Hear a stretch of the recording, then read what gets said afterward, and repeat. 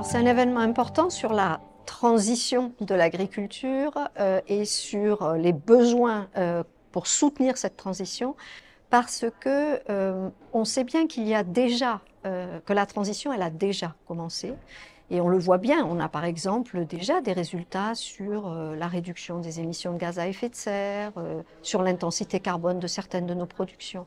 Mais on voit bien que ça ne va pas assez vite, que le changement climatique a de plus en plus d'impact, que la résilience de notre agriculture est de plus en plus menacée. Donc on a besoin, pour maintenir notre capacité productive dans le long terme et continuer à avoir une sécurité alimentaire européenne, on a besoin d'accélérer et de massifier la transition.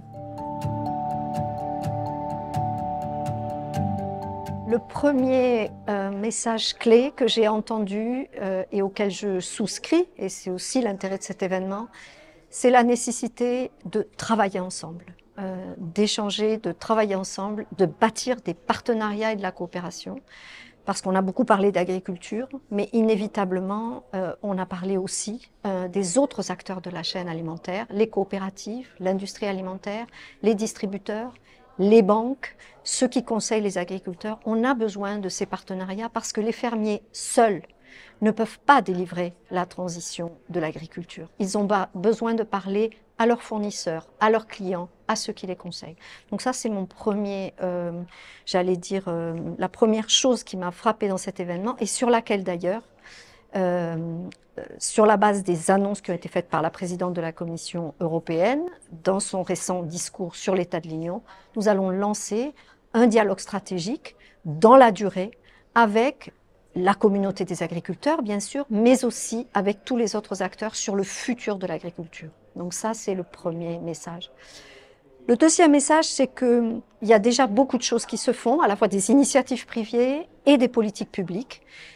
Politique publique, la politique agricole commune, des programmes d'investissement au niveau européen et dans les États membres. Mais on a besoin de s'assurer que ces outils sont vraiment répondent aux besoins des agriculteurs, des acteurs de la chaîne alimentaire.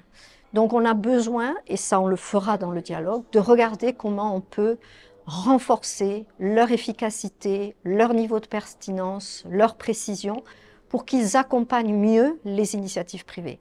C'est évidemment pas que le secteur public qui va financer la transition. Les investissements privés seront importants, mais est-ce que les investissements publics aujourd'hui ciblent suffisamment?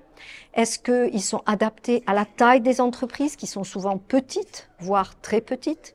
Comment est-ce qu'on dérisque la transition et comment on encourage les pratiques et les solutions qui sont déjà là? On aura besoin d'innovation, mais il y a déjà des solutions. Donc ça, c'est le deuxième message fort que j'ai entendu aujourd'hui.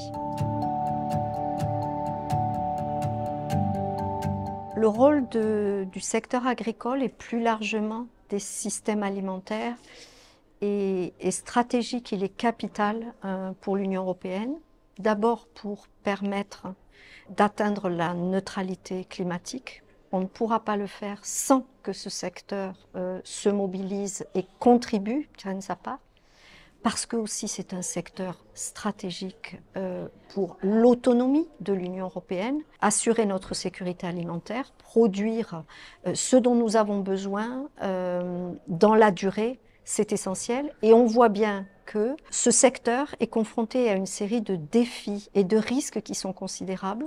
Le changement climatique qui l'impacte et auquel il doit déjà s'adapter, des risques géopolitiques et la dépendance qu'on a par rapport à certains pays, acteurs extérieurs et qui peuvent impacter notre capacité à produire, la perte de la biodiversité.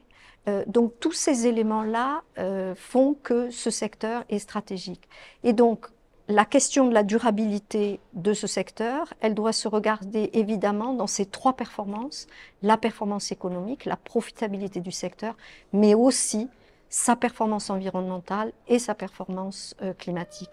Et c'est ça aussi qu'on a entendu aujourd'hui, c'est que les acteurs sont prêts à se mobiliser, qu'ils ont compris ça, qu'ils l'ont entendu, qu'ils y sont prêts, mais ils ont besoin qu'on travaille ensemble, y compris avec les policy makers.